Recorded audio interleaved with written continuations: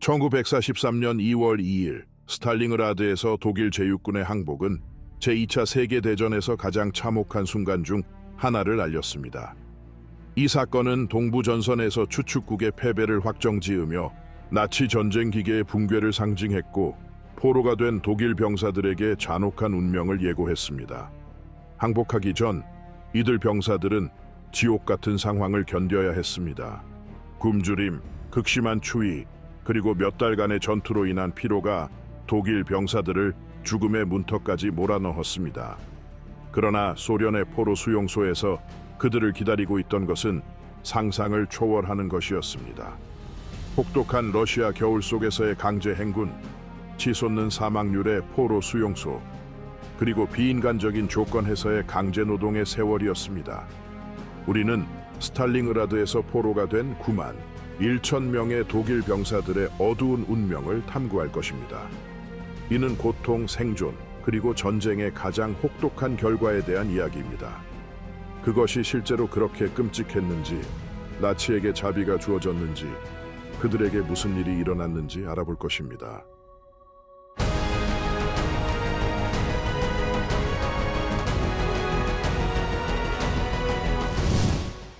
스탈링그라드, 동부 전선의 치명적인 함정. 스탈링그라드 전투는 제2차 세계대전에서 가장 잔혹하고 결정적인 전투 중 하나였습니다. 1942년 여름에 시작된 이 캠페인은 아돌프 히틀러에게 전략적이고 상징적인 목표를 의미했습니다. 스탈링그라드를 점령하면 코카서스의 중요한 무역로와 자원을 통제할 수 있었고, 소련 지도자의 이름을 딴 도시를 점령함으로써 선전 승리를 거둘 수 있었습니다. 그러나 야심찬 독일의 공세는 제육군에게 치명적인 함정이 되었습니다. 독일의 전략은 프리드리히 파울루스 원수의 지휘 아래 진행되었습니다. 그는 상관들에게 징역이 신속할 것이라고 보장하며 기술적이고 전술적인 우위를 자랑했습니다. 그러나 독일 병사들은 스탈링그라드의 모든 거리와 건물에서 격렬한 저항에 부딪혔습니다. 바실리 추이코프 장군의 지휘 아래 소련군은 쥐전쟁이라고 불리는 도시 전투 전략을 채택했습니다. 이는 독일의 포병과 전차에 대한 우위를 무력화시켰고 얻은 매 미터마다 엄청난 대가를 치르게 했습니다. 전투가 도시에서 격화되자 스탈린과 거르기 주코프 장군이 이끄는 소련 최고 사령부는 우라누스 작전이라는 대규모 방역을 준비했습니다. 1942년 11월 19일 소련군은 두 방향에서 공격을 개시하여 독일 제육군과 그들의 동맹군을 치명적인 함정에 몰아넣었습니다. 이 신중하게 계획된 움직임은 30만 명이 넘는 병사들을 보급품이나 탈출로 없이 포위했습니다. 해제된 소련 기록은 파울루스를 포함한 독일 사령관들이 포위가 완료되기 전에 여러 차례 철수 허가를 요청했음을 보여줍니다. 그러나 히틀러는 이러한 요청을 거부하며 제육군이 어떤 대가를 치르더라도 버텨야 한다고 주장했습니다. 그는 한 번은 이렇게 말했습니다. 제육군은 스탈링그라드에 남을 것이다. 이는 국가의 명예가 걸린 문제이다. 포위의 영향은 파괴적이었습니다. 식량, 탄약, 적절한 겨울 의복 없이 독일 병사들은 굶주림, 극심한 추위, 그리고 질병에 시달리기 시작했습니다. 1942년에서 1943년 겨울 동안 스탈링그라드의 온도는 영하 20도 이하로 떨어졌고 병사들은 자리에서 얼어 죽었습니다. 포로로 살아남은 독일 병사는 몇 년 후 회상했습니다. 우리는 매일 동료들이 죽는 것을 보았습니다. 음식은 없었고 배를 채울 수 있는 것은 물뿐이었습니다. 추위는 견딜 수 없었고 많은 이들이 그냥 죽기 위해 누워 있었습니다. 한편 루프트와페는 제육군에게 공중 보급을 시도했지만 이 작전은 충분하지 않았습니다. 하루에 필요한 600톤의 보급품 중 100에서 150톤만이 도착했습니다. 또한 독일 항공기들은 소련의 강력한 대공 사격에 직면해 많은 항공기와 승무원을 잃었습니다. 포위된 지역의 상황은 급격히 악화되었습니다. 1943년 1월 독일 병사들은 말, 개, 심지어 쥐를 먹어야 했습니다. 사기 저하가 병사들 사이에 퍼지기 시작했고 많은 이들이 가족에게 보낸 편지들이 결코 전달되지 않았습니다. 이 편지들은 나중에 소련군에 의해 회수되었으며 포위된 병사들의 심리 상태를 드러냅니다. 그중 하나는 이렇게 말했습니다. 사랑하는 어머니, 이 편지를 읽으신다면 저는 아마도 더 이상 살아있지 않을 것입니다. 우리는 포위되었고 도움의 희망은 없습니다. 저는 지치고 배고프고 추위에 떨고 있지만 당신을 위해 강해지려고 노력하고 있습니다. 마침내 1943년 2월 2일 히틀러가 항복을 막기 위해 며칠 전 원수로 승진시킨 프리드리히 파울루스와 제6군의 자녀 병력은 항복했습니다. 이는 역사상 처음으로 독일 장교가 이 계급에서 항복한 것이었고 전쟁에서 중요한 전환점이 되었습니다. 처음 포위된 30만 명의 병사들 중 절반 이상이 죽었고 약 9만 100명이 포로로 잡혔습니다. 이 항복은 독일 병사들과 나치 전쟁 기계에 심리적으로 큰 영향을 미쳤습니다. 병사들에게 항복은 소련의 손에 들어가 불확실한 운명을 맞이하는 것을 의미했습니다. 많은 이들이 이를 죽음보다 더 두려워했습니다. 나치 정권에게 스탈링그라드는 사기와 독일군의 무적함에 대한 인식에 큰 타격을 주었습니다. 소련 측에서는 스탈링그라드에서의 승리를 전쟁의 전환점으로 축하했습니다. 이는 추축국 세력을 독일로 점차 밀어내는 일련의 공세의 시작을 알렸습니다. 그러나 독일 포로들에게 항복은 새로운 지옥의 시작일 뿐이었습니다. 그들을 기다리고 있는 운명은 끝없는 행군, 굶주림, 질병, 그리고 강제 노동이었습니다. 스탈링그라드는 단순한 군사적 패배가 아니었습니다. 이는 전쟁이 어떻게 몸뿐만 아니라 영혼까지도 파괴할 수 있는지를 보여주는 증거였습니다. 전략적 공세로 시작된 것이 제6군에게는 치명적인 함정이 되었고 이는 제2차 세계대전의 가장 어두운 장 중 하나로 남아 있습니다. 고통의 시작, 러시아 겨울의 죽음의 행군 스탈링그라드에서의 항복은 포로가 된 독일 병사들에게 더욱 무자비한 고통의 시작을 알렸습니다. 제6군이 완전히 해체되자 소련군은 포로들을 소련 깊숙한 곳에 위치한 노동수용소로 이송하기 시작했습니다. 이 행군은 러시아 겨울 속에서 상상할 수 없는 고통의 장면이 되었고 추위, 굶주림, 그리고 피로가 엄청난 대가를 치르게 했습니다. 항복이 명령된 순간부터 포로들은 추위를 견딜 수 있는 모든 개인 장비를 빼앗겼습니다. 부적절한 신발로 교체되거나 아예 빼앗긴 장화 대신 많은 이들이 얼어붙은 눈 위를 맨발로 걸어야 했습니다. 음식은 거의 없었고 물은 오염된 곳이나 급히 모은 녹은 눈에서 공급되었습니다. 해제된 소련 기록은 이러한 조건이 우연이 아니라 포로들을 처벌하고 그들의 신체적, 정신적 저항을 약화시키기 위한 계산된 행동이었음을 보여줍니다. 행군 중 온도는 쉽게 영하 20도에 도달했습니다. 이 극한의 조건 속에서 포로들은 몇 시간 동안 휴식 없이 걸어야 했고 하루에 수십 킬로미터를 이동했습니다. 따라지지 못하는 이들은 구타당하거나 현장에서 처형되었습니다. 생존자는 회상록에서 이렇게 말했습니다. 멈추는 것은 죽음을 의미했습니다. 몇몇은 지칠 대로 지쳐 쓰러졌고 경비병들은 그들을 그냥 내버려 두었습니다. 우리는 그들을 도울 수 없었습니다. 이 행군 동안 독일 병사들은 기후뿐만 아니라 그들을 호송하는 소련 병사들의 잔혹한 대우에도 직면해야 했습니다. 비록 포로들을 살려두라는 명령이 있었지만 경비병들은 종종 잔인하게 행동했습니다. 이는 부분적으로 나치가 소련 영토에서 저지른 만행에 대한 복수였습니다. 전쟁 후 회수된 문서는 일부 포로들이 행군 중 무거운 장비를 운반하도록 강요당했고 이는 그들의 신체적 붕괴를 가속화했음을 보여줍니다. 굶주림은 곧 포로들의 가장 큰 고통이 되었습니다. 배급이 있을 때도 그것은 약한 병사들을 지탱할 수 없는 작은 양의 딱딱한 빵이나 묽은 숲으로 구성되었습니다. 몇몇은 뿔이나 나무 조각을 먹어 살아남으려 했고 다른 이들은 행군 중에 굶주림에 지쳐 쓰러졌습니다. 전쟁 후 독일 조사관들이 수집한 증언에서 한 포로는 이렇게 말했습니다. 우리는 음식을 꿈꾸며 지냈습니다. 무엇이든 상관없었습니다. 고기 한 조각, 빵 한 조각. 그러나 우리에게는 눈과 공허 한 밖에 없었습니다. 이 행군은 단순한 이동 수단이 아니라 심리적 통제의 한 형태로도 사용되었습니다. 포로들의 비인간화는 매 걸음마다 드러났습니다. 그룹은 끊임없이 세워지고 재조직되었으며 종종 예고 없이 변경되었습니다. 이는 불확실성과 지속적인 긴장감을 조성했습니다. 많은 포로들이 행군 중 혼란 속에서 동료들을 잃었고 이는 종종 영구적인 이별이 되었습니다. 일부 포로들에게 이 여정은 수용소에 도착하기 전에 끝났습니다.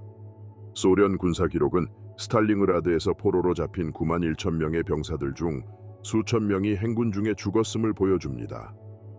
사망자는 너무 많아서 그들이 지나간 길은 쓰러진 자들의 얼어붙은 시신으로 표시되었습니다. 이는 이 조건의 잔혹성을 조용히 상기시켰습니다. 그러나 모든 소련 병사들이 이러한 태도를 공유한 것은 아니었습니다. 일부 경비병들은 행군의 혹독함을 인식하고 짧은 휴식을 허용하거나 자신의 배급품을 포로들과 나누었습니다.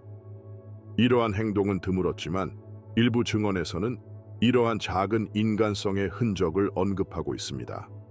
한 독일 포로는 몇 년 후 이렇게 회상했습니다.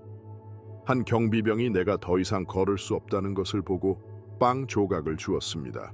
그 행동은 아마도 내 목숨을 구했을 것입니다. 포로들이 최종 목적지에 도착할 무렵 피로와 질병은 더욱 치명적인 요소가 되었습니다. 이질, 폐렴, 그리고 티푸스가 약해진 병사들 사이에서 빠르게 퍼졌고 그들은 어떤 의료 지원도 받을 수 없었습니다. 일부 포로들은 죽음에 굴복했고 다른 이들은 절망적으로 삶에 매달렸습니다. 해제된 소련 기록은 일부 경우 군의관들이 기본적인 지원을 제공하려 했지만 자원이 부족했고 우선순위는 소련 병사들에게 주어졌음을 보여줍니다. 수용소에 도착한 생존자들은 알아볼 수 없을 정도로 변해 있었습니다. 긴 줄인 세월은 젊고 강한 남자들을 그림자로 만들었습니다. 도착 후에도 사망률은 여전히 높았고 수용소 조건은 큰 위로가 되지 않았습니다. 죽음의 행군은 몇 년 동안 지속될 고통의 서막에 불과했습니다. 이 행군과 증언들은 전쟁의 잔혹성과 그 인간적 대가를 상기시키는 상징입니다. 독일 병사들은 생존이 불가능해 보이는 상황에서 러시아 겨울의 혹독함과 패배의 결과에 직면해야 했습니다. 절망의 수용소, 소련 포로 수용소 시스템. 소련 포로 수용소는 스탈링그라드에서 포로로 잡힌 독일 병사들에게 더욱 어두운 운명을 의미했습니다. 소련 전역에 흩어져 있는 이 수용소들은 극한의 고통과 혹독한 노동의 현장이 되었습니다. 제6군의 병사들에게 죽음의 행군 후에 도착한 이 수용소들은 그들의 고통이 끝나는 것이 아니라 새로운 단계의 시작을 알렸습니다. 소련 포로 수용소 시스템은 주로 포로들을 국가 재건에 필요한 노동력으로 착취하기 위해 설계되었습니다. 독일의 침공으로 인한 파괴 후 도시, 공장, 그리고 인프라를 재건하는 것은 긴급한 과제였습니다. 포로들은 인민의 적으로 간주되어 생산성을 극대화하는 것이 우선시되는 수용소로 보내졌습니다. 해제된 NKVD, 소련 보안기관. 기록은 포로들이 지역 경제 필요에 따라 배치되었음을 보여줍니다. 수용소의 조건은 끔찍했습니다. 포로들은 임시 막사에 수용되었으며 추위로부터 보호받을 수 있는 것은 거의 없었습니다. 시베리아에서는 온도가 영하 40도 이하로 떨어졌고 적절한 의복 부족은 그들의 고통을 더욱 심화시켰습니다. 식량 배급은 최소한으로 제공되었으며 주로 딱딱한 빵과 묽은 수프로 구성되었습니다. 노보시비르스크 주의 한 수용소 관리자의 문서는 각 포로가 하루에 1000칼로리 이하의 음식을 받았으며 이는 하루에 12시간씩 일하는 것에 충분하지 않았음을 보여줍니다. 강제 노동은 모든 수용소에서 일상이었습니다. 포로들은 다리와 건물을 재건하는 일부터 광산에서 광물을 채굴하는 일까지 다양한 작업에 동원되었습니다. 삼림지대에서는 많은 이들이 벌목 작업을 맡았으며 특히 겨울에는 매우 혹독한 작업이었습니다. 한 포로는 철도 건설 현장에서의 작업을 이렇게 묘사했습니다. 추위나 우리의 상태에 상관없이 작업은 멈추지 않았습니다. 도구는 원시적이었고 삽질을 할 때마다 우리가 운명에 맡겨졌음을 느꼈습니다. 질병도 수용소에서 빠르게 퍼졌습니다. 영양 부족과 비위생적인 조건은 포로들을 이질, 티푸스, 결핵 등의 감염에 취약하게 만들었습니다. NKVD 기록은 일부 수용소에서 초기 몇 달 동안 사망률이 50%를 초과했음을 보여줍니다. 중병에 걸린 이들은 작업 할당량을 채울 수 없어 방치되어 죽는 경우가 많았습니다. 이러한 극한의 조건 속에서도 일부 포로들은 동료들의 지원 네트워크 덕분에 살아남을 수 있었습니다. 그들은 수용소 내에서 작은 공동체를 형성하여 음식을 나누고 경비병들의 학대로부터 서로를 보호했습니다. 이러한 네트워크는 죽음이 항상 도사리고 있는 환경에서 희망을 유지하는 데 중요한 역할을 했습니다. 한 독일 포로는 모스크바 근처의 수용소에서 동료들이 서로의 잠을 지켜주며 밤에 동사하지 않도록 했던 이야기를 회상했습니다. 포로들에게 할당된 작업은 지역과 필요에 따라 다양했습니다. 스탈링그라드와 레닌그라드 같은 폐허가 된 도시에서는 포로들이 잔해를 치우고 건물을 재건하는 데 동원되었습니다. 농촌 지역에서는 많은 이들이 집단 농장에서 일했으며 그들의 노동은 식량 공급을 보장하는 데 중요한 역할을 했습니다. 일부 포로들은 대규모 인프라 프로젝트에 참여했으며 예를 들어 볼가강에 댐과 철도를 건설하는 작업에 동원되었습니다. 소련 기록은 독일 포로들이 볼가강 수력 발전소 건설에 참여했으며 이 작업은 많은 이들의 목숨을 앗아갔음을 보여줍니다. 탈출 시도는 드물었습니다. 수용소 주변의 거리와 혹독한 조건 때문에 탈출은 거의 불가능했습니다. 그러나 일부 포로들은 절망 끝에 탈출을 시도했습니다. NKVD 기록은 몇몇 탈출 사례를 언급하지만 대부분은 성공하지 못했습니다. 1945년에 기록된 한 사건에서는 5명의 포로들이 시베리아의 수용소에서 탈출을 시도했지만 며칠 후 다시 붙잡혔습니다. 이 사건은 다른 포로들에게 경고가 되었습니다. 수용소 관리는 끊임없는 논리적 딜레마에 직면해 있었습니다. 자원은 부족했고 포로들을 살려두는 것과 그들의 생산성을 극대화하는 것 사이의 균형을 맞추는 것은 어려운 일이었습니다. 내부 NKVD 보고서는 일부 수용소에서 겨울철 사망률이 급증하지 않도록 작업 할당량을 의도적으로 줄였음을 보여줍니다. 반면 다른 수용소에서는 경제적 목표를 달성하기 위해 어떤 대가를 치르더라도 포로들을 착취했습니다. 전쟁이 끝날 무렵 많은 스탈링그라드 포로들이 수용소에서 죽었습니다. 1943년 2월에 포로로 잡힌 9만 1천 명의 병사들 중 6천 명만이 몇 년 후 독일로 돌아왔습니다. 이 낮은 생존율은 수용소의 극한 조건뿐만 아니라 소련의 포로 정책의 영향을 반영합니다. 소련 포로 수용소는 단순한 강제 노동의 장소가 아니라 침묵 속의 저항과 생존을 위한 투쟁의 공간이었습니다. 이 수용소에서 몇 년간의 포로 생활을 견딘 이들에게 그 경험은 전쟁의 잔혹성과 시스템의 무자비함을 상기시키는 영구적인 흉터로 남아 있습니다. 굶주림과 추위 사이에서 생존 이야기, 소련 포로 수용소에서의 생존은 굶주림, 추위, 그리고 절망과의 끊임없는 투쟁이었습니다.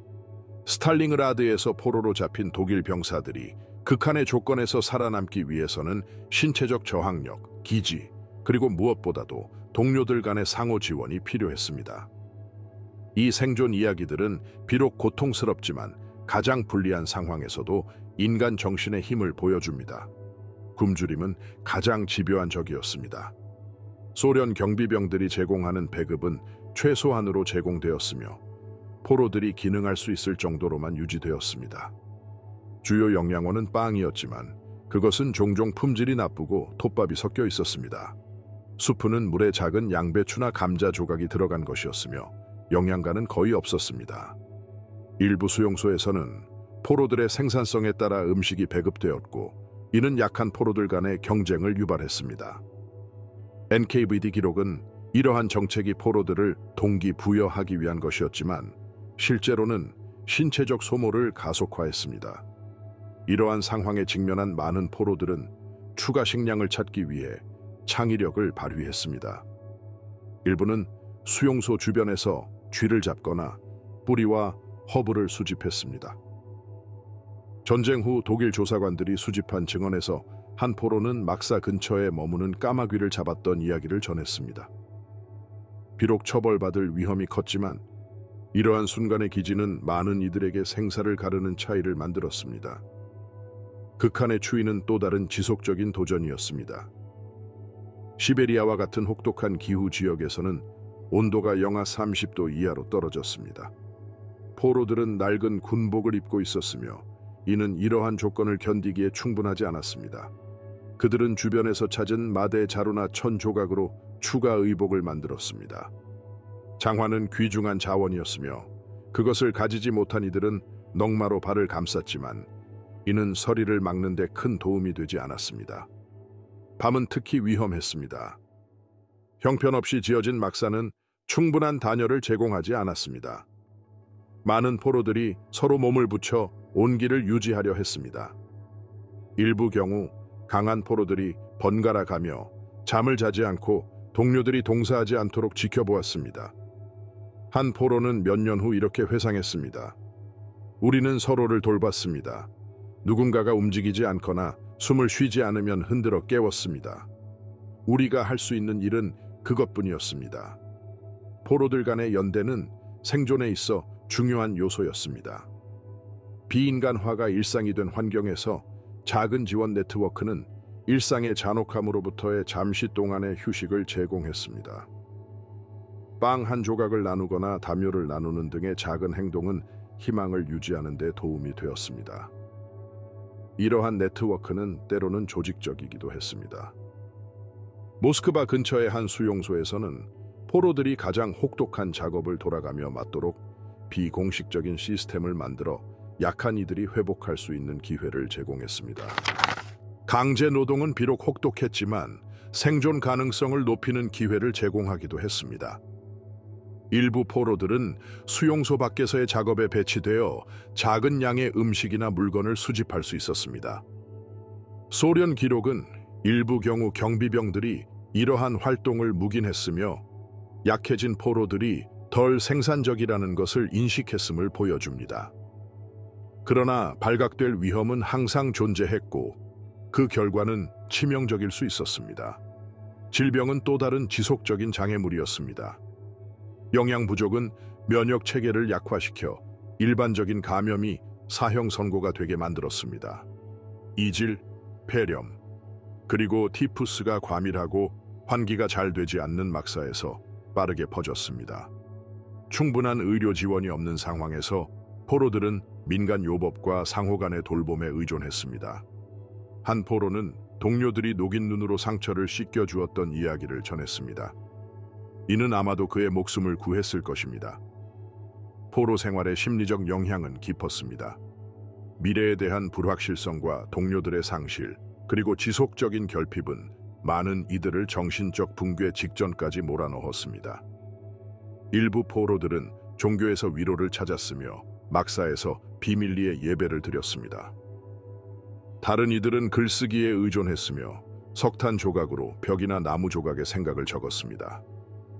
카잔 근처의 한 수용소에서 발견된 기록에는 희망을 표현한 시와 절망을 담은 시가 함께 있었습니다. 그러나 모든 이들이 포로 생활의 시련을 극복하지는 못했습니다.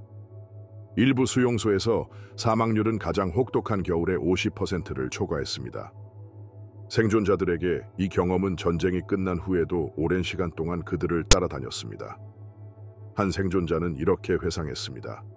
수용소에서 보낸 날들에 대한 악몽을 여전히 꾸고 있습니다. 음식을 찾거나 추위를 피하려고 애쓰는 꿈입니다. 우리가 겪었던 일을 잊을 수는 없을 것입니다. 이러한 생존 이야기들은 인간의 회복력을 보여줍니다. 굶주림, 추위, 그리고 비인간적인 조건 속에서도 포로들은 저항하고 인간성을 유지하는 방법을 찾았습니다. 그들의 경험은 소련 수용소의 잔혹성뿐만 아니라 가장 어두운 상황에서도 인간이 적응하고 생존할 수 있는 능력을 보여줍니다.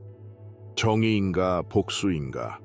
독일 장교들에 대한 대우. 스탈링그라드에서 포로로 잡힌 독일 제육군의 고위 장교들은 일반 병사들과는 다른 운명을 맞이했습니다. 대부분의 포로들이 강제노동 수용소로 보내졌지만 장교들은 신속하게 분리되어 신중하게 계산된 대우를 받았습니다.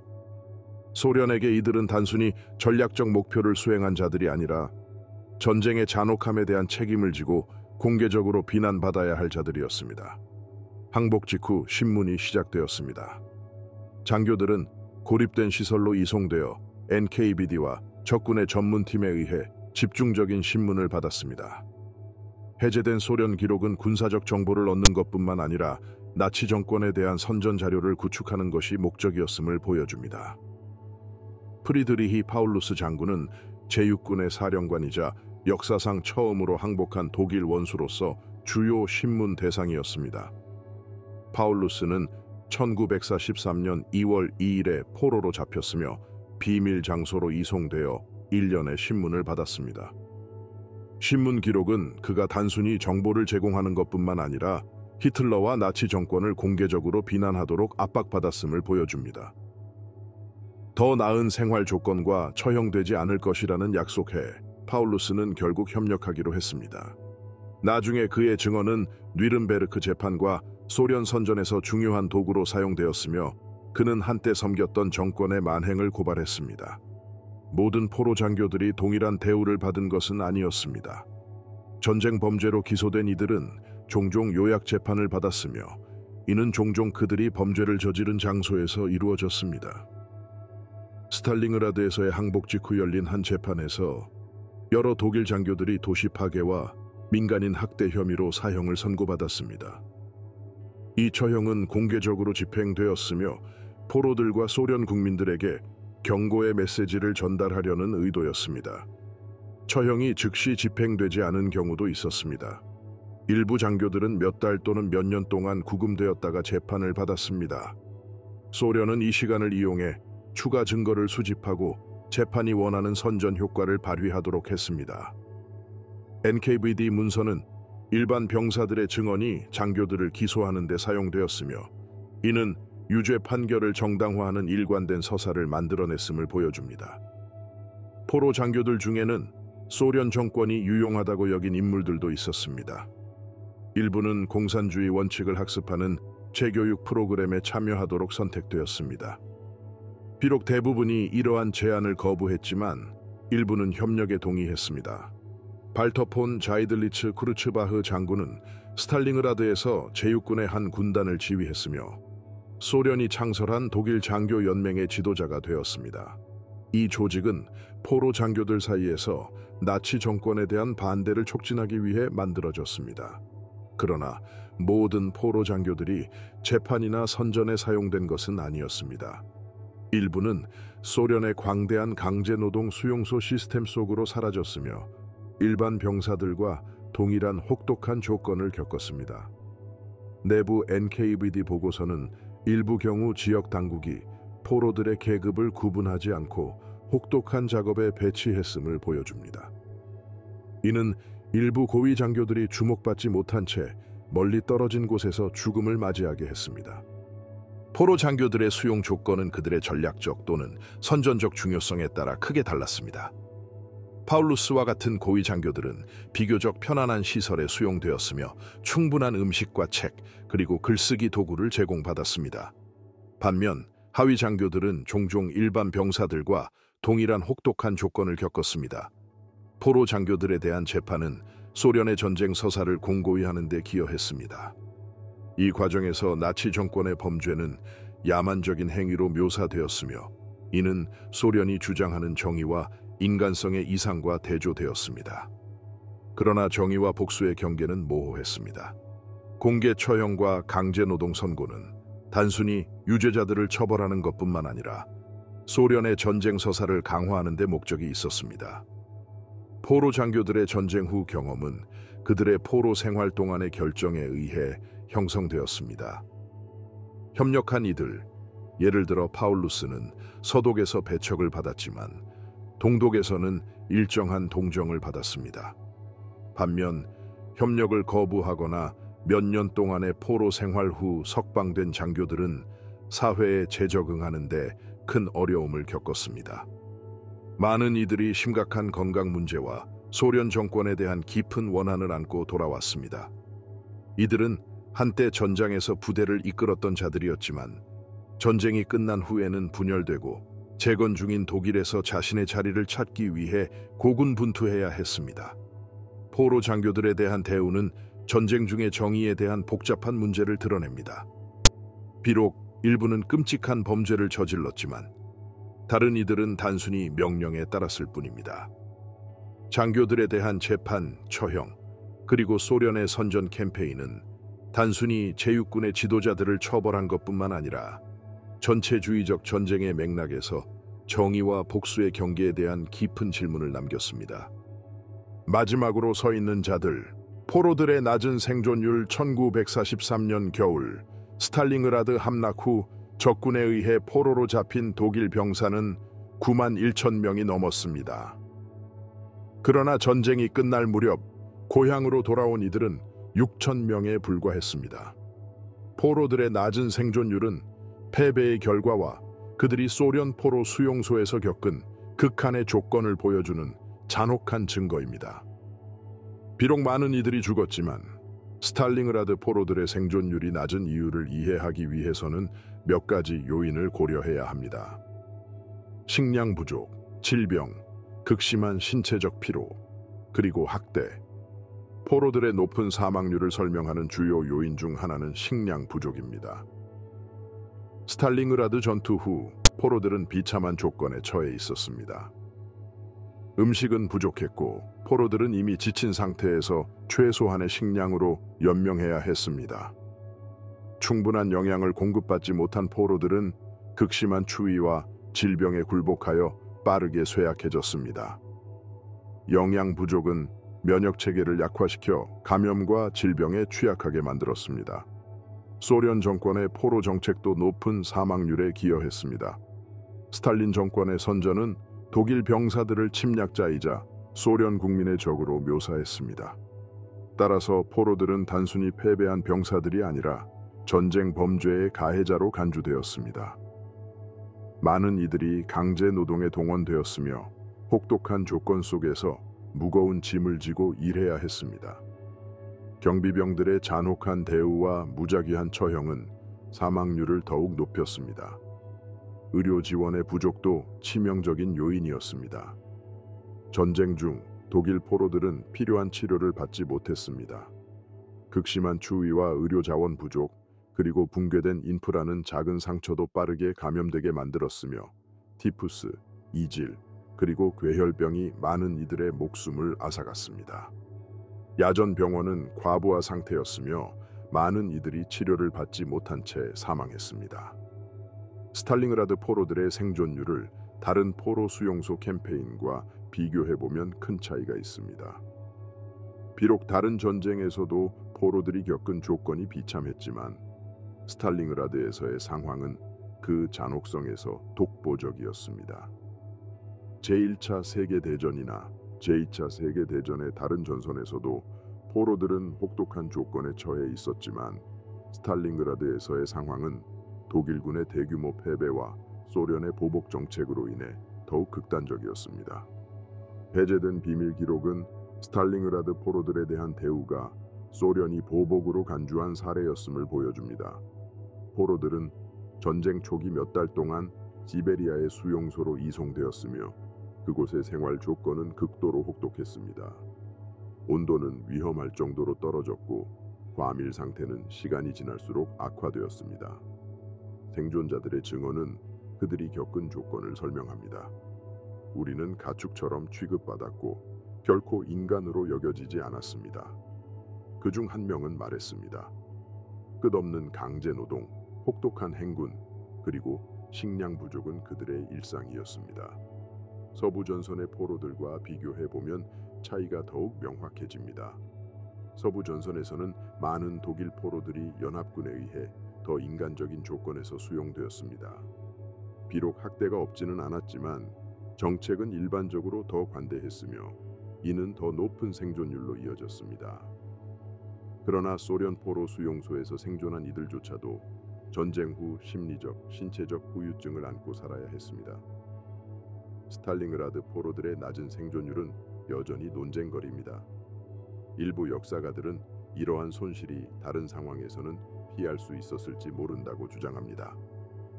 그러나 소련의 보복 정책과 러시아 겨울의 무자비한 혹독함은 포로들을 잔혹한 운명에 내몰았습니다. 이 사건들을 통해 우리는 전쟁이 인간에게 미치는 잔혹한 영향을 다시 한번 확인할 수 있습니다. 스탈린그라드 포로들의 이야기는 전쟁의 잔혹성과 그로 인한 인간적 대가를 보여주는 상징적인 사례입니다. 긴 기다림, 해방과 송환, 제2차 세계대전 후 독일 포로들을 해방하는 과정은 길고 복잡했습니다. 1949년부터 1950년대 초까지 수천 명의 스탈린그라드에서 포로로 잡힌 병사들이 서서히 석방되기 시작했지만 여전히 많은 이들이 수용소에 남아 있었습니다. 송환은 소련과 서방 세력 간의 정치적 상황과 유럽 재건의 복잡성으로 인해 어려운 과제가 되었습니다. 초기 석방은 느리게 진행되었습니다. 전잘 후 유럽의 재건은 장기적인 과정이었으며 소련과 서방 세력 간의 정치적 긴장은 포로 송환에도 영향을 미쳤습니다. 소련에 의해 석방된 포로들은 종종 열악한 조건에서 이동했습니다.